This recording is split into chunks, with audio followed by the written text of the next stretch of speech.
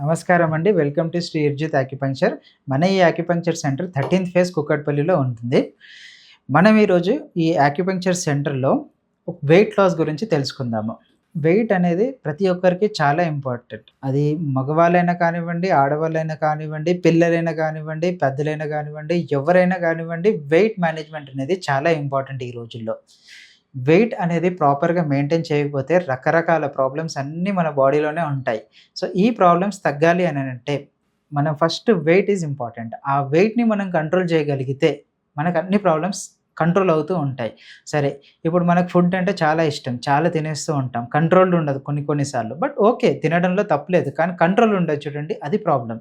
So, ఒకవేళ ఒక నచ్చిన ఫుడ్ కొంచెం ఎక్కువ తిన్నా సరే, దానికి ఆల్టర్‌నేట్ మనం ఏం చేయాలి? ఎలా చేస్తే మనకది తగ్గుతుంది? అది మనం చూసుకోవాలి. అలా మనం ఆ ఫుడ్ రెగ్యులేట్ చేస్తూ, మన ఈ యాక్యుపంక్చర్ ట్రీట్మెంట్ కూడా ఇస్తూ, వెయిట్‌ని మంత్లీ ఒక 6-7 కేజెస్ తగ్గిస్తూ, మన వెయిట్ లాస్ అనేది చేసుకోవచ్చు. దీనివల్ల మనకి వచ్చే ప్రాబ్లమ్స్ కూడా, అంటే ఓవర్ వెయిట్ ఉండడం వల్ల ఉండే ప్రాబ్లమ్స్ కూడా తగ్గుతూ ఉంటాయి.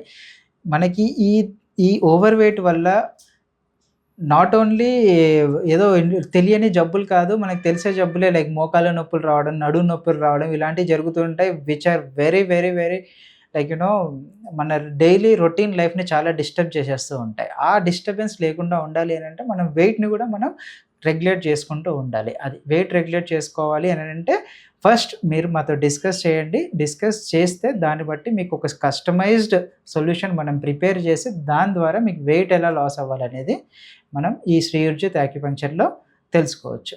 నమస్కారం అండి.